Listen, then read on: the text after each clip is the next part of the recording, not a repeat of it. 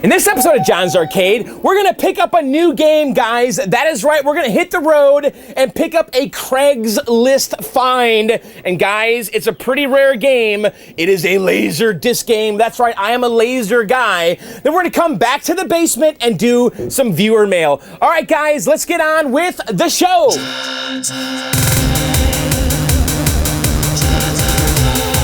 Hey guys, we are in the basement and today we're gonna do a John's Arcade. Well, I guess it's like a John gets a new game video with a little bit of on the road in the video. Anyway, in this video we are gonna pick up a game, okay? Because today a pretty rare game showed up on Craigslist. Now, I check Craigslist all the time, okay?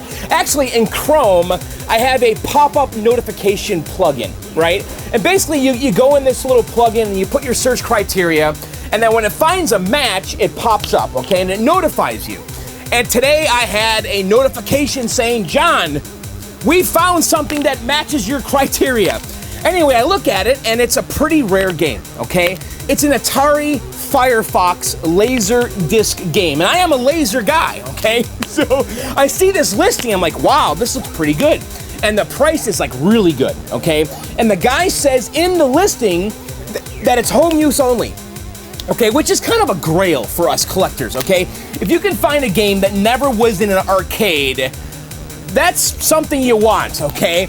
And a lot of times, though, people say this, and it's not really true, and I usually take that with a grain of salt until I can see it myself. Anyway, the listing says it's home use only. It says the game is working, okay, because Firefox is a Laserdisc game that's actually kind of 2-in-1. It has Laserdisc video in the background, okay, showing like clips from the movie, and by the way, the game is based on the Firefox movie, which was a Clint Eastwood movie, where Clint Eastwood has to go to Russia to steal this plane, this futuristic fighter plane called Firefox, okay? And this plane is a killing machine, right? And so the US cannot have this thing exist, so they have Clint Eastwood go to Russia, steal it, and fly it back, okay? Anyway, the game is based on the movie, and it's kind of well, it is a Laserdisc game, but the backgrounds are all Laserdisc video, because you're flying the plane, very similar to Atari's Star Wars with the TIE Fighter sequence, except the difference is the background is all Laserdisc video, like the clouds and the scenery, and then the foreground is actually computer-generated, you know, like missiles, and you're shooting, and it has a yoke controller just like Star Wars. So this game is actually pretty rare. They made about 1,500 of them in the upright cabinet, and about 500 cockpits, and the cockpits are really cool. So in total, they made about 2,000 of these games. I remember this game as a child. I used to play it, okay? I always thought it was cool because I saw the movie, you know, with my parents, and it was just kind of a thing that was on my radar. And so this thing pops up on Craigslist. It looks really good. Actually, I can tell in the photos that the guy was using like images he took from the internet, so it was a little suspicious, but the guy had a phone number. I called the number, I talked to the guy on the phone, I was the first one to call. It turns out he's a super nice guy, he used to collect games, and him and I kind of hit it off, and so we set up a time for me to pick it up, and that's what we're gonna do in this video. Actually, I didn't film inside the guy's house, so we're gonna film just a little bit in the car on the way back, and then my buddy Adam's gonna come over and help me get the game out of the car, and we'll take a look at it. And we'll see if we can get it working, because the guy says that the video game portion is working, but the Laserdisc portion in the background is not, okay? And this game is kind of notorious for not working because it has this really rare Philips Laserdisc player that is just prone to breaking, okay? And it's very hard to replace it, and really, unless you have the Laser Ace card, which is a card that allows you to use other Laserdisc players, the only way to replace it is to get the same exact one, which is impossible to find. So that has me a little worried, but I think we can get through this. So anyway, enough of that. Let's get in the car and let's go pick up this Atari Firefox Laserdisc game, come back to the garage, meet up with Adam, and let's check it out and see what's going on with it. All right, guys, let's hit the road.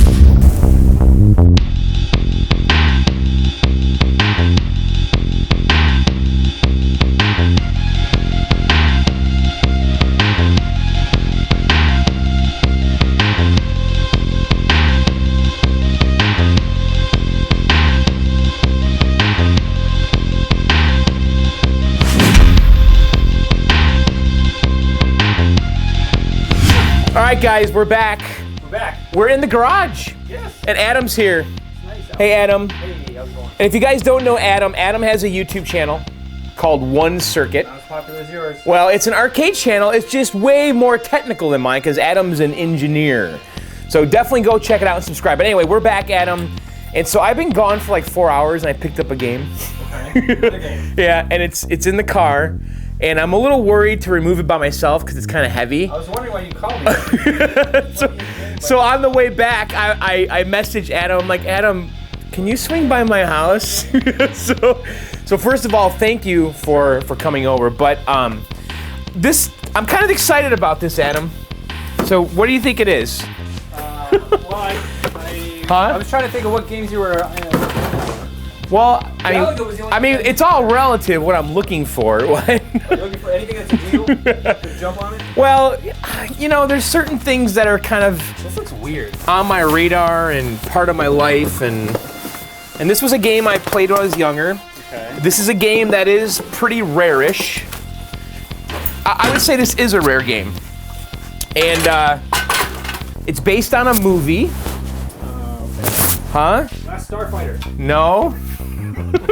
That would be a rare game. You don't know what it is? No, I don't really get it. Well, do you want to just pull it out? So we have to get it out. It's gonna be kind of weird to get out. It's on the side, right? Yeah. Did I take the card out? Yeah. Yeah, it's on its side. I tried putting it on its back and it wouldn't come out. So, all right, let's pull this game out and let's take a look at what's going on.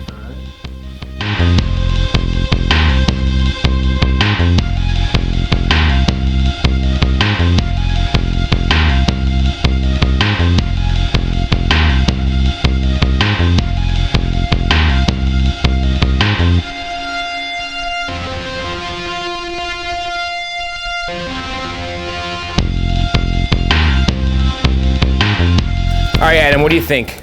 Do you know this game? I've heard of it. I've never seen it. Do you remember the Clint Eastwood movie of the same name? No. Firefox? Yeah, you don't know this movie? No. Really? Sorry. Oh my God, this was a huge movie when I was a kid. It's like Clint Eastwood, he goes to Russia and steals like this secret like stealth plane and stuff. Based off the movie? Yeah, this is the movie. This is Firefox movie. I believe this is Atari's only Laserdisc game. It has like the same cabinet as iRobot. Yeah, well, that's when we pulled it out. Yeah. That's when I wrote about it. And Return of the Jedi too. Right. And this is very similar to the dedicated Major Havoc as well, the head. Yeah. The dedicated Major Havoc actually looks almost identical except the pedestal, the base is not as thick. Oh, okay. See how tall that is? Yeah. Like where Major Havoc, it's only like a couple inches. So this showed up on Craigslist. It showed up on Craigslist, right? And according to the guy I got it from, it's home use only. It's never been in an arcade. Okay. The guy I got it from has had it for about 30 years. Home use only with Sigbert. Well, hang on. He bought it from a guy who bought it brand new from like a distributor or something and put it in his house. Okay. Now, he thinks maybe the guy that had it before him was just a careless smoker. Okay. Because if you look at it, I mean, Well, those sides are. it's beautiful. Yeah, the sides It's are- immaculate, right? So anyway, he had it on Craigslist. He said it didn't work. He said the laser portion didn't work. Okay. But the gameplay itself shows up on the screen. Okay. Because it has like video game graphics over the Laserdisc graphics. Okay. So I go there, I look at it, it's beautiful, I make a deal with the guy, I give him the cash, it's mine, right? I'm like, okay, I'm gonna start taking it apart now, and because I want to remove the Laserdisc player, which is over here, by the way. So I removed the Laserdisc player because Massive. right, and this is a Philips Laserdisc player, which is just it's just gigantic, and they like removed like all the controls and stuff right here. Oh, yeah. And if you can pop it open, I did at the guy's house, right? So here's the Atari Firefox. Whoops. Oh, shit. Don't bang it. Here's the Atari Firefox Laserdisc. It's in pretty good shape. Place this side down, okay? But anyway, the guy says it doesn't work. He says it always did work.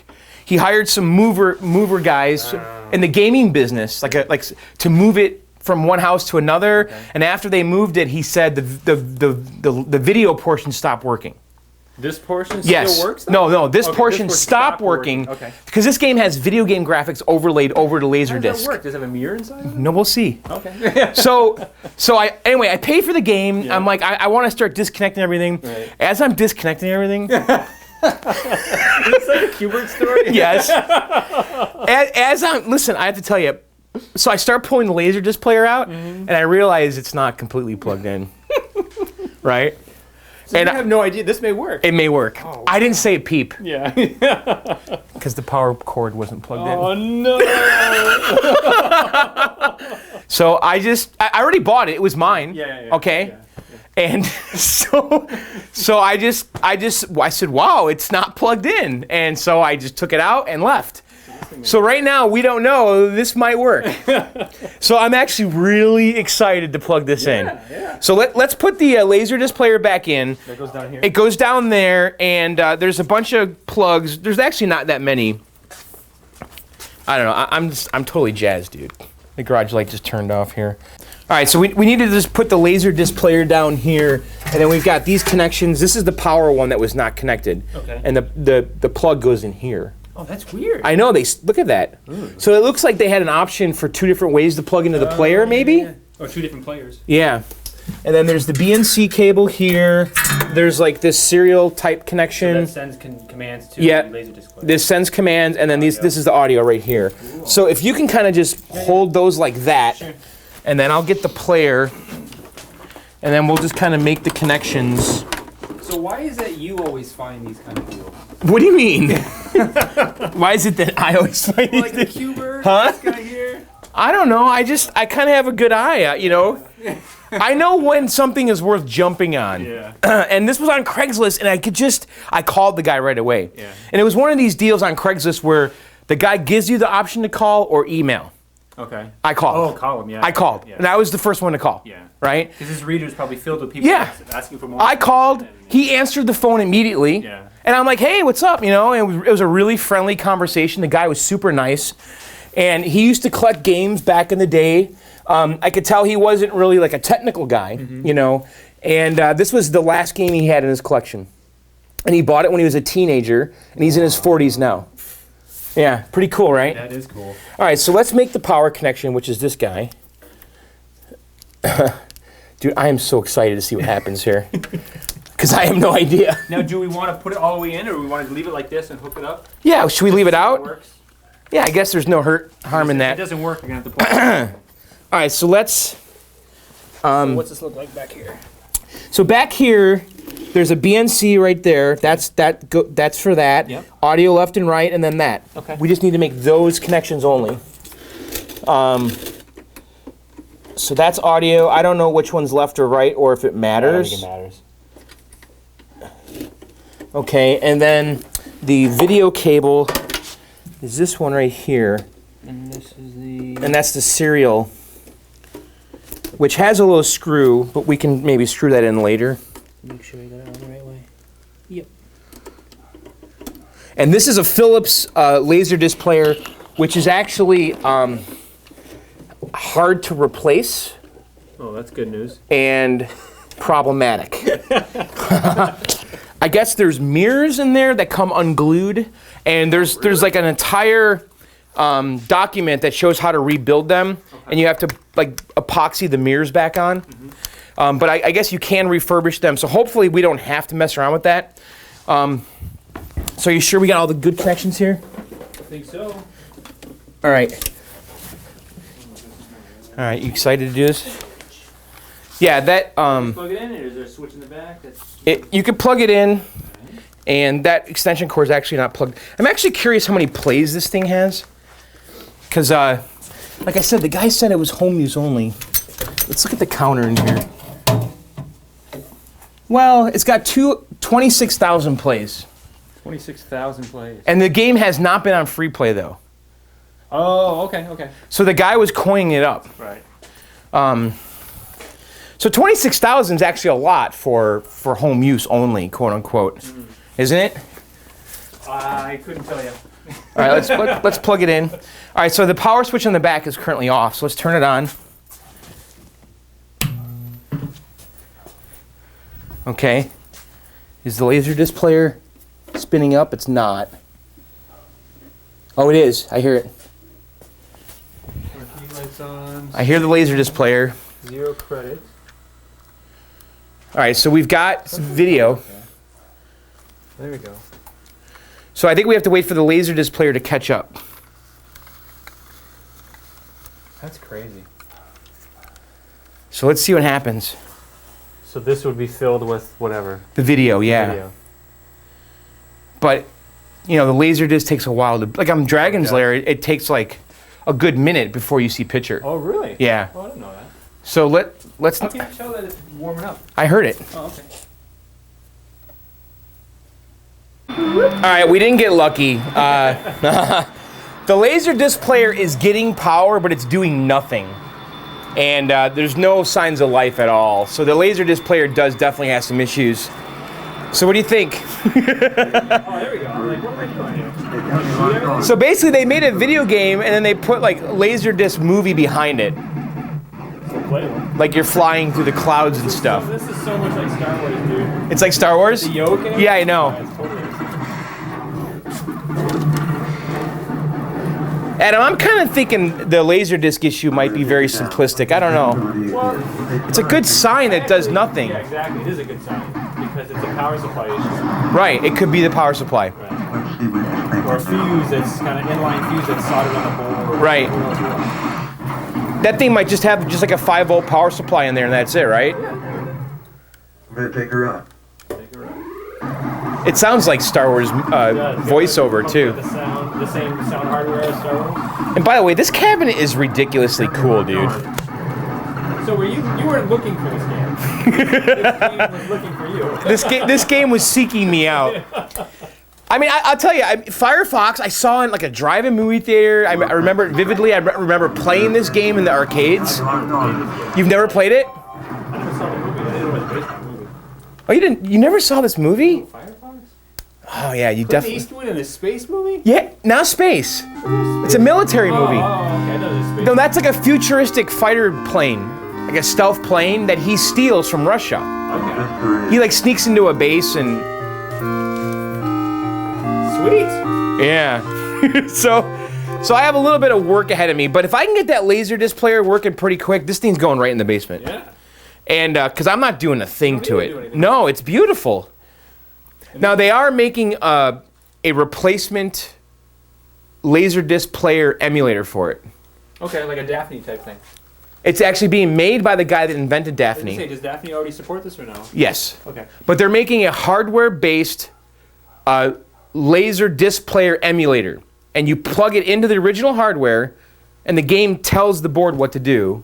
Okay. So it's, instead of running a Laserdisc, it's got the video. SD card. Okay, yeah. Yep. Oh, cool. And that guy's supposed to, the guy that is releasing it is supposed to be selling those before CAX. So, When's that? like July. Oh, okay. So it should be available to purchase like in the next So 2 worst months. comes to worst at that. If push comes to shove, I'll get that board Yeah. and I'm done. Yeah. You know, because the logic board's working. Yeah. And by the way, I hadn't even looked inside. We should look in. How do you open the bag? I don't know. Up here? The monitor I could tell needs a little bit of adjustment. Yeah, so there's. Bunch of screws. Well, that's to get to the monitor, right? Oh, okay. And then right here's where the logic board is. Yeah. So let me get the key. Let's see if we can open that back door and see what's going on inside. Maybe there's some surprises for us. I love like looking in games like this too, that because the previous owner just didn't know how to get into the game, or you know. Has it been open in 20 years? Right, like he's never been in here. Oh, is that what? So look at that. So I think it has a couple AR2 power supplies. There's one right there. Yeah, there. 1 and 2.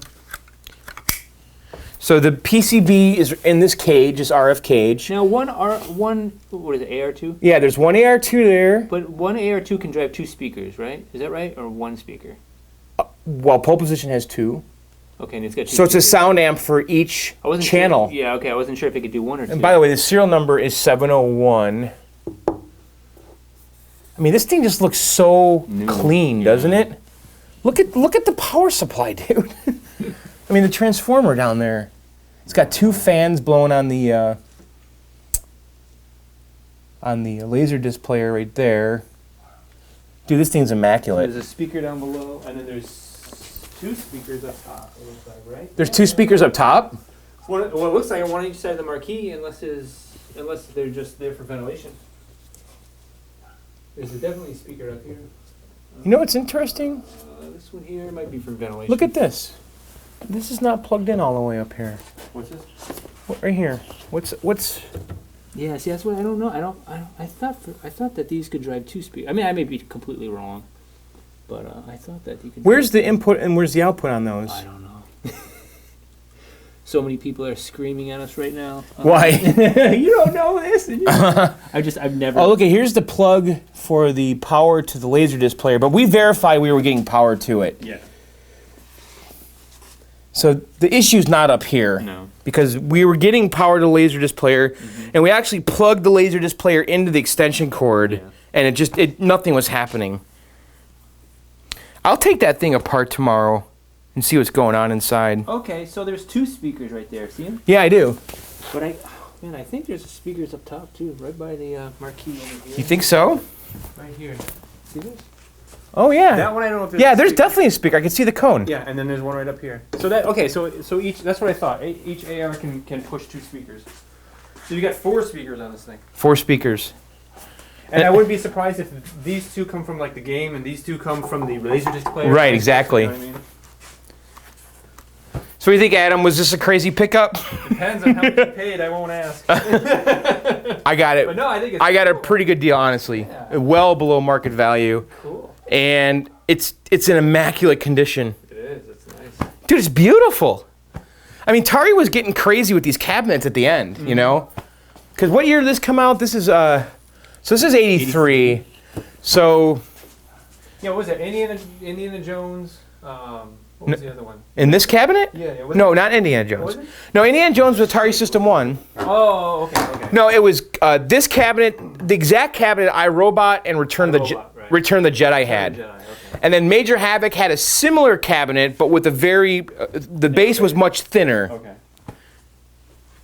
But everything's here. And then really, if I can find this decal, that takes care of the cigarette burn. Because it's just on the decal. I mean, there are some up here too.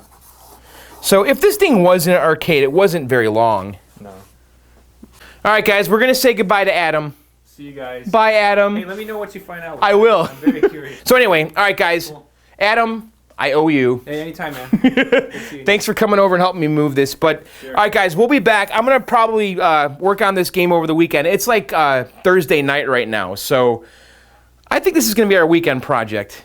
And maybe the jump bug. We'll see.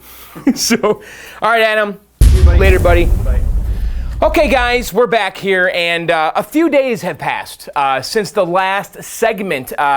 When I picked up this game, it was Thursday, okay? And Adam, of course, was here, and him and I screwed around with the Laserdisc player for a little tiny bit, okay? And it's now Sunday, and it's been, about 3 days. And I have been screwing around with this Laserdisc player big time, trying to figure out what is wrong with it, okay?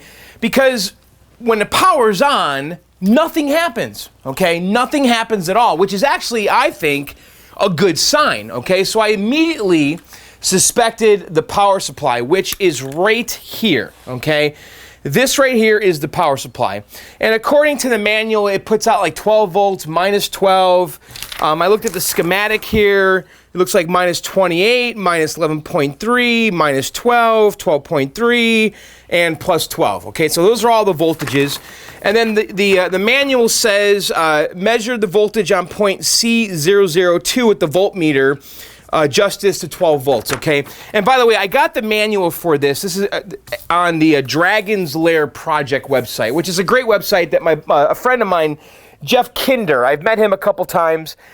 He's an acquaintance, and he has that Dragon's Lair Project website, which is an amazing resource for Laserdisc games. He's got all kinds of documentation and manuals for pretty much every Laserdisc game ever. And so I downloaded the Philips manual for this Laserdisc player, and I've been trying to go through the schematic here, trying to understand it. Now, of course, understand, I'm not an engineer, okay? I'm a layman. I understand enough of this, okay, to kind of do the basics, okay? And I kind of started here, okay? And so here's the transformer. We have voltage coming in. And then if you can see here on the transformer, we should have 30 volts coming out, 30 volts AC, okay? So that's the first thing I did is I tested this over here to make sure the voltage is coming. And by the way, I removed the plastic cover. It was actually not hard to do at all. There was just a bunch of screws and it just popped off and I got to everything here. Now, of course, when you're working on these players, you need to be careful because there's live voltage in here when it's plugged in. And then also right here is the laser, okay? And that stuff can potentially make you go blind. So when you're working on this stuff, don't look at that. Stay away from that. But anyway, let me show you guys what I found here, because I really have been screwing around with this thing non-stop. Okay, so I kind of disconnected the power plug here, so I'm going to make sure it's off, which is up here. And I have to be careful here because there's going to be live AC voltage right there. They have a piece of tape over it, but I just need to be aware that if I put my hand there, I'm going to get shocked, okay? So let me plug it in here, and I'll kind of show you guys what's happening, okay? And I'll show you the things I've discovered, okay? So right now the thing is off, okay? But we should have AC voltage going right here to the switch because this end here goes right to the plug. Okay, actually it's not plugged in the wall. 1 second. But yeah, I mean, I have been screwing around with this Laserdisc player for like 3 nights. Really, it was kind of fun, I have to tell you, to look at the schematic and try to figure out what's what. I also was posting in the Dragon's Lair project forums, and Sean Wood was giving me some advice as him and I looked at the schematic together. But let me just kind of show you guys basically what I've done so far and what I have figured out, okay?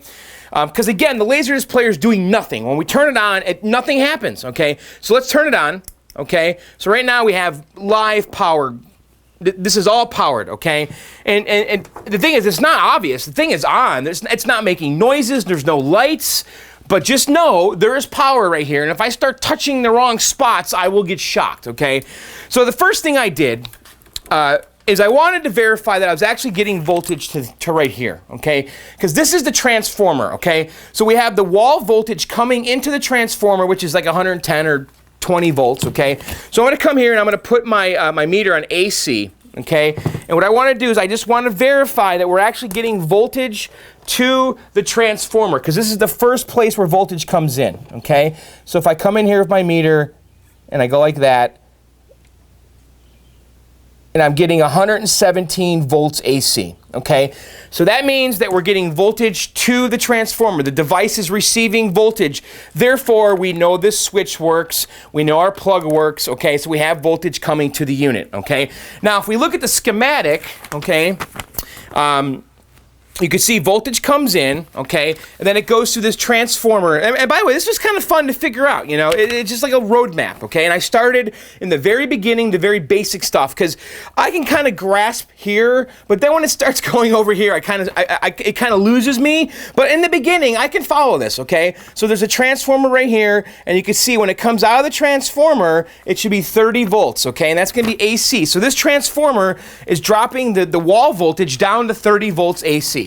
Okay, and it's coming out of the transformer right here on those 2 tabs. So if I take my meter and I put it right here, okay, I should get 30 volts. And I do. I get 29.23 volts AC. Okay, so the transformer's working. So everything's working now up to then. Okay, now the next thing that I looked at was the fuse. Okay, because there is a fuse in here. There's a 2.5 amp fuse. Okay, and I tested that right away. Okay. And that fuse is right there. I just turned the game off, by the way. There's no power. I mean, I just turned the Laserdisc player. There's no power. So the first thing I did after I knew the voltages were good is I came in and I tested the fuse, okay? And I put my meter on continuity. And I came in and I touched the fuse holder, not the fuse. Okay? So the fuse is good. So from fuse holder to fuse holder, it's beeping, and if I go fuse to fuse, right there, it's beeping. So the fuse is good, okay? So far, so good, okay? Now what do I do? Well, I looked at the manual, and it said right here that I should test 12 volts at C0002, okay? And that's a 12-volt test point, right? And so I came in here, and I looked around, and I found our test point, which is right here, okay? That's our 12-volt test point. It's this little prong right here. So I came in with some alligator clips like this, and I'll show you guys what I did. Okay. And so I put one on there, okay, right on the test point. And that's my positive, so I'm going to go ahead and put that on my positive lead. I'm using different colors, whatever. And then I came in and I grounded my multimeter to a piece of metal, okay? And actually, I just grabbed it right here, okay? This is a decent enough ground right there on that piece of metal, okay? So then I turned the game on to see if I had 12 volts. Let me try to do this here in a way where, so I got my positive on the test point, and then I ground it over here on a piece of metal. And now if I turn this on, let me put it on DC, I'm supposed to be getting 12 volts right there. And I'm not. Okay, I'm getting 0.13 volts DC. And I'm like, wow, okay, something's seriously wrong here. I'm not getting 12 volts, okay? So then I went to town on this thing, man. I mean, I ripped this thing apart. There's a bridge rectifier right here, okay, that converts AC voltage to DC voltage. I pulled that out. I tested that out of circuit. It's basically a series of diodes. That was fine.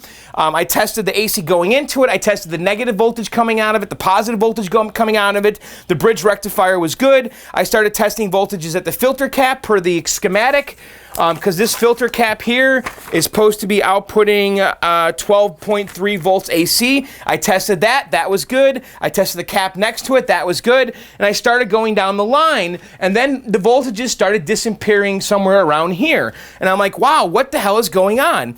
And then I just kept screwing with it and screwing with it and screwing with it. And then I decided, let me make sure this is off. It is, okay.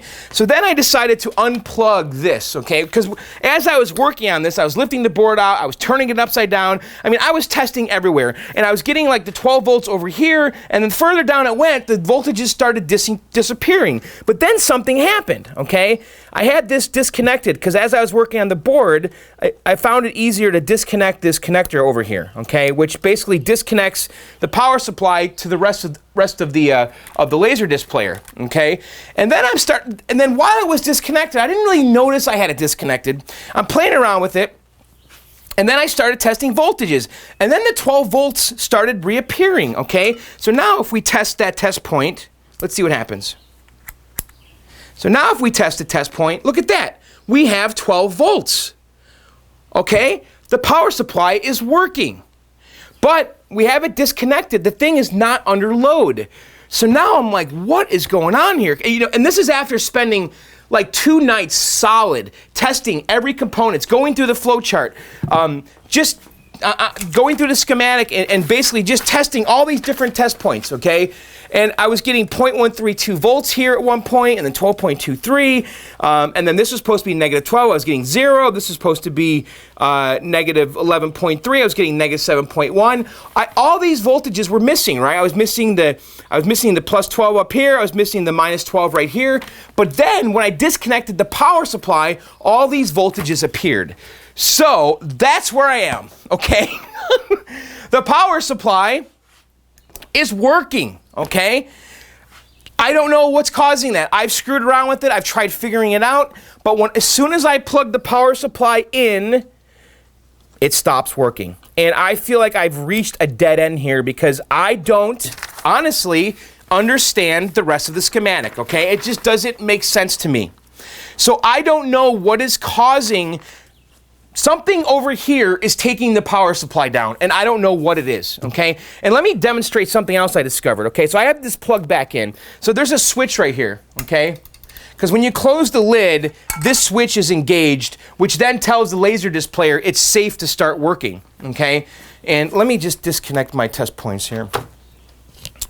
So when that is engaged, when this switch is engaged, the Laserdisc player should start spinning, and it should start playing the disc, okay? Because it thinks that the lid is closed and it's safe to operate, and the laser isn't going to burn someone's eye, okay? Now watch what happens here. I'm gonna hold this switch down so the thing thinks the lid is down. Now watch this spindle here. Look at that. It spinned. You see that? So the thing is starting up for a split second. The 12 volts is there for a split second on startup, and then it just goes to 0. And I don't know what it is. So I've reached the end. So, I mean, I've spent hours and hours and hours trying to troubleshoot this. And it was actually, again, a lot of fun going through the schematic because I'm getting better at this over time. But really, I have some gaps, okay? I can grasp only so much of this, but after a while, it starts losing me. And anyway, I'm at the point now where I don't know what to do, okay? Because the power supply is working when it's not under load. When it is under load, the power supply stops working. The spindle spins for a split second when the thing powers up, and then it stops. My 12 volts goes away, and nothing works. So I don't know what to do right now. So this is my game plan, okay? Assuming that I'm not going to have some, sudden stroke of genius and fix this myself. Or maybe you guys know. Maybe you guys have an idea that I haven't figured out. If you guys are really technical and you can look at this schematic and give me some advice, I am all ears. This schematic is on, it's on the Dragon's Lair Project's website. But my plan is this. There's a guy in Tennessee that I guess is legendary, who I guess used to work for Philips back in the day, and he supposedly has the test equipment and all that to fix this Laserdisc player. So I send him an email. I haven't heard back from him yet. I'm crossing my fingers that he replies and he's willing to help me, okay? And if he is, I'm probably going to send this to him to fix. Or if that doesn't pan out and I can't fix this Laserdisc player, Matt Ownsby, is that his name? Matt Ownsby? I think so. Who is the creator of Daphne, is about to release a board called Dexter, okay? And it is a modern Laserdisc player replacement, okay? It's a Laserdisc player emulator, okay? So my Firefox cabinet will still use the original hardware and the boards, but instead of having this Laserdisc player, I'm gonna have a little board that plugs in exactly like this does, and then the arcade game over here is gonna control this board and tell it what portion of the video to play, and it's gonna play the video off of a compact disc or an SD card. So basically just like an MPEG or something. And so that board is supposed to come out, I think, in July. I'm on the list. So that is my fallback plan. So if I can't get this fixed, I'm going to pick up that Dexter board, which is a modern Laserdisc player emulator, and we're going to use that in my Firefox. Because everything else in the Firefox is working. The game PCB, the logic board, the monitor, all that's working. What's not working is this Laserdisc player. But I don't know. That was a lot of fun, though. I have to tell you, though, the last few nights, but I reached a dead end. I don't know. So anyway, I was really hoping to fix it. I have to tell you, my goal was to fix it in this video. I thought I was on to something, okay? When I found that there was voltages missing on this power supply, I'm like, yes, that is it. The problem is here in the power supply. John, you've rebuilt power supplies before. What's causing it? And I really thought I was homing in on it because when I was testing it, at this cap right here, I was getting 0.132 volts, okay? And if I tested it over here, though, at this cap, I was getting 12 volts. So therefore, I thought the issue was somewhere between this cap and this cap, which was this coil right here. And I took this coil apart and tested that, and it was fine. And then, so I don't know. I didn't end up finding the problem, but I thought I was homing in on it right here, and it turned out to be a red herring. So anyway, yeah. So I don't know. What do you guys want to do? I mean, the Firefox is here. It's working. It's cool. I did clean it up a little bit. You guys want to clean it up a little more? I took a magic eraser here, which got rid of some of the scuff marks. Not completely, but a lot better than it was. I mean, in general, this thing is in just immaculate shape. Definitely one of the best all-original games I own. I mean, wow. Look at this thing. Such a cool cabinet, too. Such a unique cabinet. I think Atari was onto something at the end with these cabinets. They were really thinking outside the box. And then right here, they got a headset. You could plug a headset in there, a headphones, and then a volume knob. That's kind of funny. The one thing that I did notice is that the bulbs and the coin door were out. I mean, you guys want to change those? We could do that if you want. We could do some simple stuff, because I mean, really, there's not a lot of heavy lifting to do right now because I kind of did it with the Laserdisc player and I reached a dead end. So if you guys want, we can just kind of touch up some of the little minor things that we can easily address right now. So yeah, let's take a look at the coin door lights. So so on these coin doors, you can open the door here, and this coin door that has these types of lights, these things just slide out right here. just like so, and you can pop the bulb off. And so the bulb that's in here now is 6 volts, 150 milliamp. So I'm guessing this is a 555. So let me get some 555 bulbs, which are right here. These are pretty common, like pinball type bulbs, bayonets. So we can replace the coin door lights. So that goes like that. I mean, these are always like, these little detail-y things are the stuff that I always fixate on as soon as I get a game. You know, oh, we gotta fix the coin door lights and the marquee lights. I mean, it's such simple stuff that really, I think, makes a big difference, you know? So let's put this on here. I gotta tell you guys, I'm super stoked to get this game in the basement. This game is stupid cool. I know that some of you guys are gonna leave comments and say this game sucks. I don't care. I don't care what you think. This is cool. This is a big part of the 80s. I mean, this is ultra Cold War cheese, man. I mean, Clint Eastwood went to Russia to steal a secret jet because, you know, if Russia was allowed to have this jet, you know, they would have destroyed the U.S., you know, so cool. Let's see, the yoke controller. Should we plug the game in real quick just to make sure we got the bulbs working? Yeah, let's do that. I haven't looked at the monitor yet. I think it has an ampliphone in here or something. Let's turn the game on. All right, so our coin door lights are working. It's kind of bright in here, but yeah, they're totally lit up. The one thing I noticed is that the yoke controller is a little dingy. We could take a magic eraser to it. I bet you we could really make that pop. Where is my magic eraser? Here's one right here. Just kind of wipe that down.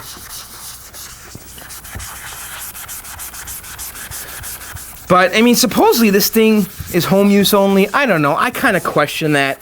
I know it has been in someone's house for at least 20 some odd years, so it's close to home use only, but I don't know. It's got 20,000 plays on it, which doesn't smell like home use only to me. It's got cigarette burns on it, which doesn't smell like home use only. And if you guys know where I can get these decals, because if I can replace these decals here, that'll take care of most of the cigarette burns, because the really nasty ones are on this side right here.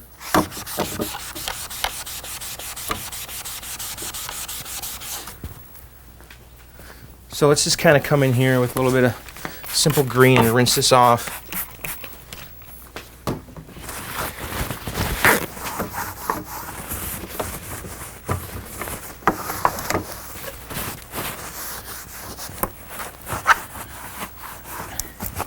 But this is the same yoke controller that you would find on Star Wars, the Vector game, and then also on, I believe, Return of the Jedi, which came in the same exact cabinet.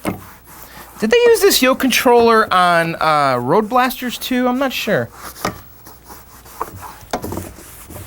But I used to play this game as a kid, and I've been watching some videos on this game and just kind of researching the gameplay. I have to tell you, I'm starting to get a little enamored with the gameplay, because there is actually some depth to it, and I've been reading about it that it's kind of a branching game. You know, it's kind of like a choose-your-own adventure. You can go in different directions.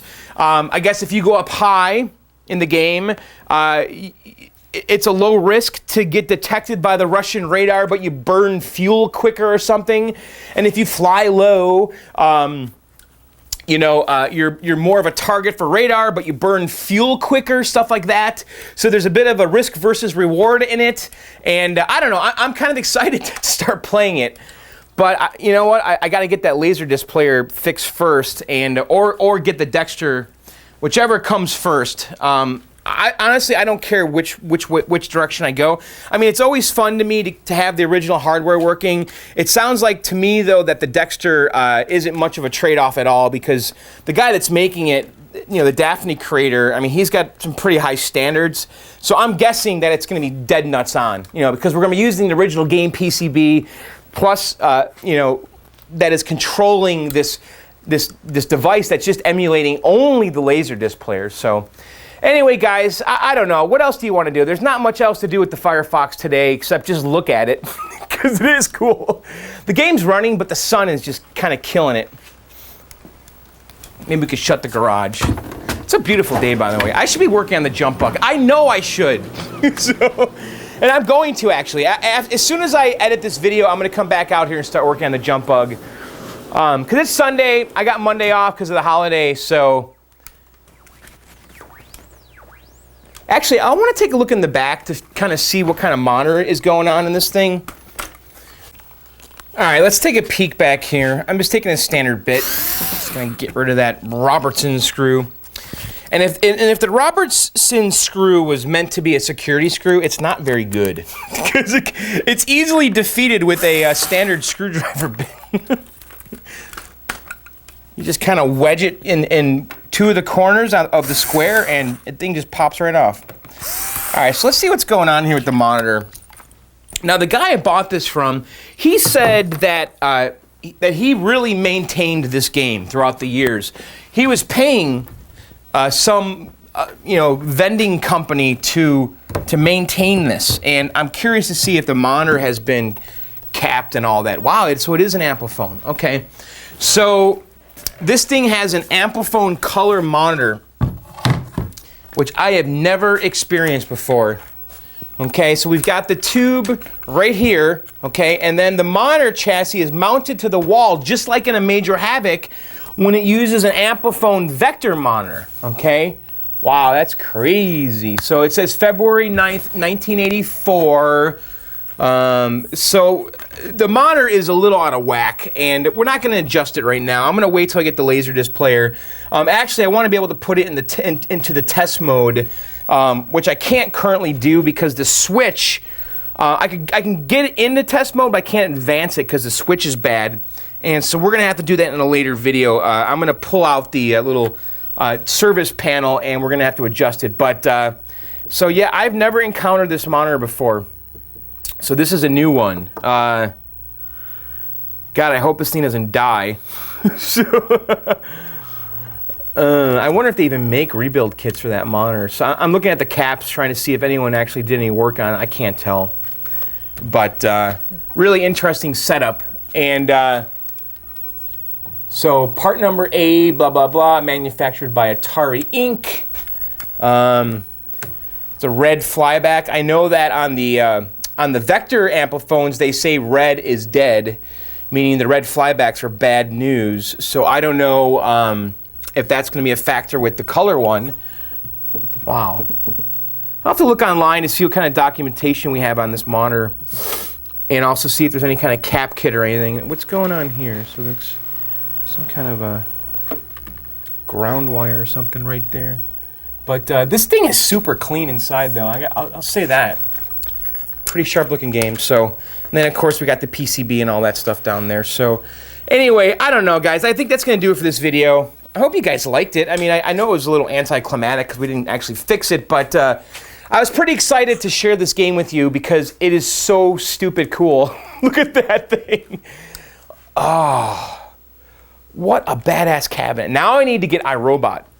Put iRobot right next to it. I'm probably not going to get Return of the Jedi, but I think an iRobot is in my future, and we'll put iRobot right next to it. I think that would look pretty cool, and then eventually I'll get the dedicated Major Havoc, which is my dream cabinet, and we could put that right next to that and have all three of them. And then I guess at that point, maybe I need to get the Return of the Jedi, but anyway, so... All right, guys, that's going to do it for this portion of the video. I hope you guys enjoyed the video. I want to thank my buddy Adam again for coming over on short notice, helping me get this game out of the car. Guys, this is probably one of the heaviest games I've ever moved, and I have to tell you, I actually hurt myself getting this out of the guy's basement, and thank God I brought a cart to the guy's house, okay? See this right here? That's my appliance dolly, this one right here. Because when I talk to the guy on the phone, I'm like, so he says to me, he's like, well, you're gonna need my help to get it out. I'm like, oh, okay, no problem. He's like, yeah, we have to carry it up the stairs. I'm like, oh, okay, so it's in your basement. And he's like, yeah, I have a bulkhead, you know, which is kind of like a Wizard of Oz type setup where you open the door from the outside and you go straight down some stairs into the basement. I said, okay, yeah, no problem, if you can help me carry it out. And he kept focusing on the word carry. And I'm like, wait a second, are you suggesting that we carry it out without a cart? Do you have a cart? he's like, no, I don't have a cart. I thought we just carry it. I'm like, I don't know, man. That game's pretty heavy. I think we're going to need a cart. He's like, oh, okay, well, if you want to bring one. So I brought my cart, and thank the Lord that I did, because if I didn't have that cart, I don't know how we would have gotten it out of the basement, honestly, because what you do is you take the game here and you strap it to the cart, okay? And now you're moving it with the cart, and it's just so much safer because you take the back of the game, okay? You notice down here it has these stair climbers right here, those rubber things, and you basically lay this flat against the stairs, okay? And so you're at that 45-degree angle, and you're basically just only moving the game up a step at a time, and this cart is designed in such a way that it just kind of locks onto the rungs of the stairs. And if you don't have that cart, it just makes the job incredibly harder. And if we didn't have that cart, man, I mean, we probably wouldn't have gotten it out. And but anyway, long story short, I was at the top of the stairs pulling the game out, and the guy's on the bottom pushing up, and I hurt my back. I hurt it like in a big way, and I didn't realize it until I got home. And like for 2 days, I literally, when I would get up out of a chair, I was hunched over like an old man, and I couldn't get erect. I mean, I couldn't come up. And I have to very gradually just kind of ease myself up vertically. And today it's still doing it a little bit here on Sunday, but it's way better. But I was a little scared because I actually thought I really hurt myself. So when you go to pick these games up, you know, from a guy that's not an arcade collector, make sure you bring a cart, bring a buddy if you have to, especially if it's downstairs, because it was definitely a little hairy getting the game out. So, all right, guys, I'll shut up and stop talking. So, all right, let's go back down to the basement. Again, I hope you enjoyed it. So, we'll be back. Believe me, this Firefox coming in the basement, we're going to get this thing working. We will revisit this topic soon. I know we need to get back to the jump bug, but this was a little detour that we took this week. So, all right, guys, let's go back down to the basement. It is sick, though. Come on. Look at it. All right, guys, let's go.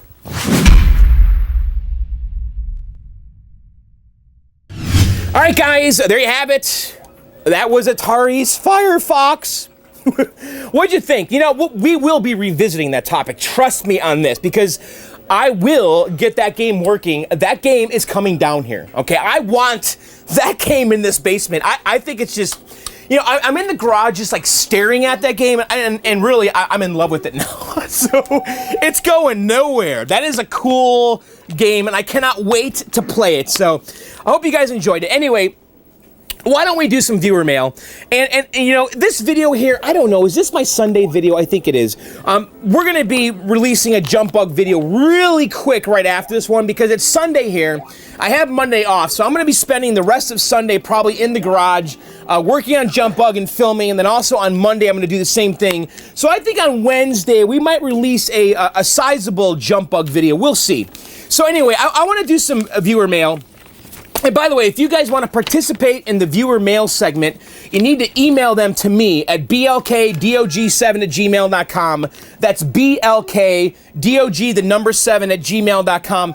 And in the subject line, please put viewer mail. If you don't, I won't find it. All right, let's go. So, it's hot down here. I'm parched.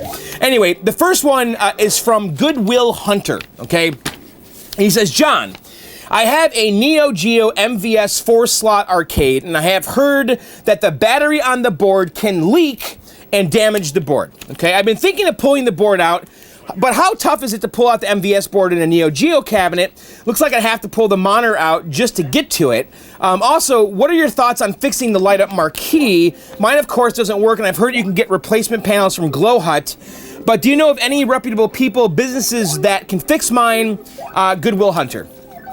Okay, so yes, the Neo Geo has a battery on the PCB, and I replaced mine a long time ago. Okay, it has a nickel NiCad battery. Okay, that can leak.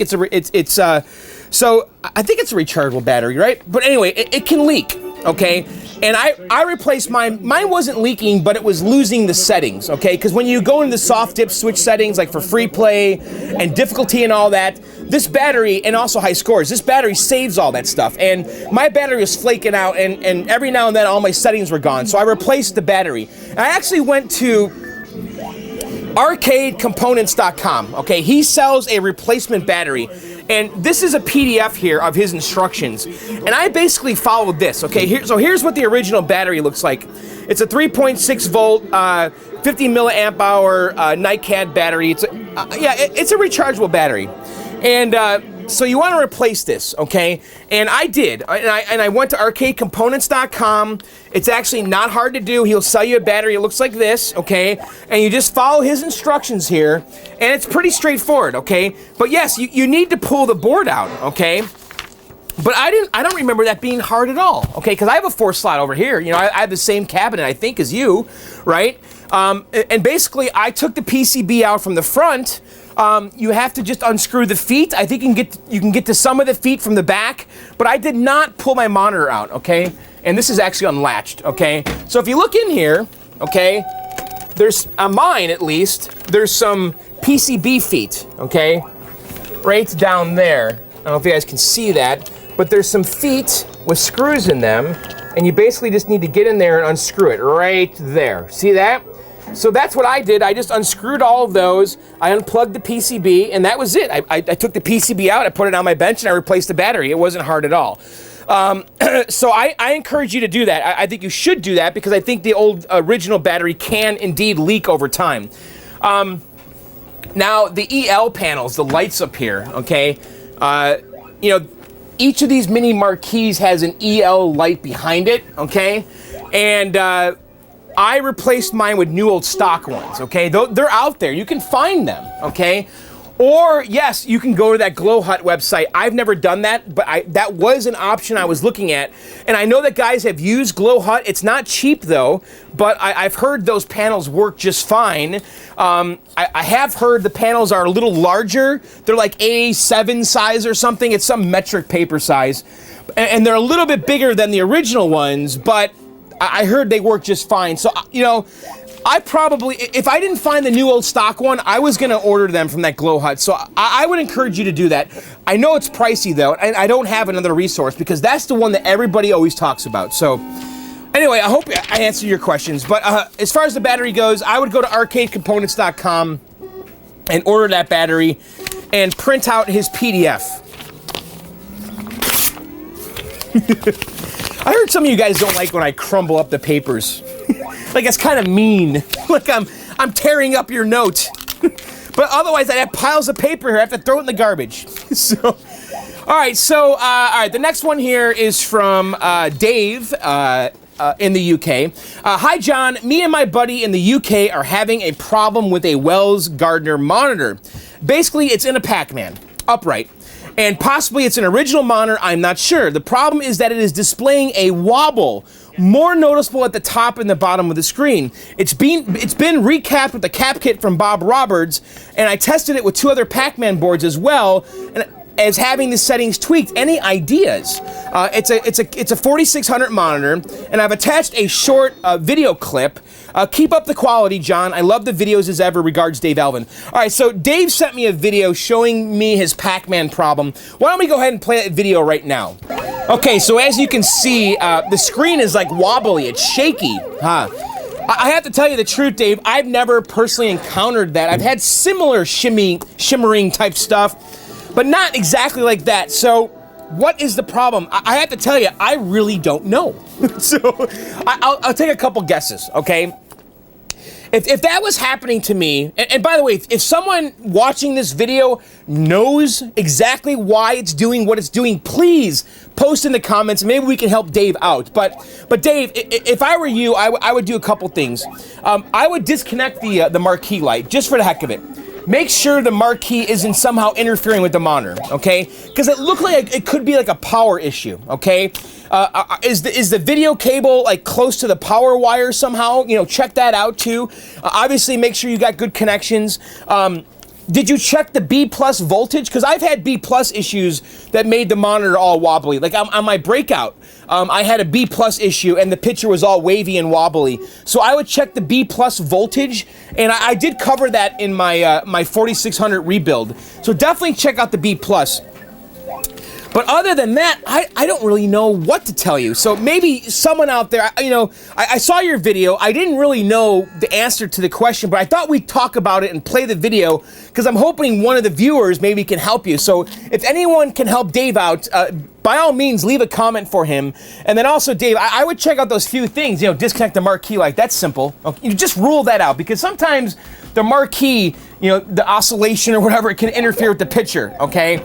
And also make sure the power cable isn't kind of crossing over the video cable that's causing some interference. And I would definitely check the B plus just for good measure. But other than that, I'm not really sure, Dave. So maybe someone out there can help you. All right, so the next one here is from Joe. It says, "Hi, John. I am curious. Do you find that you have to remove and reseat your Neo Geo carts a lot?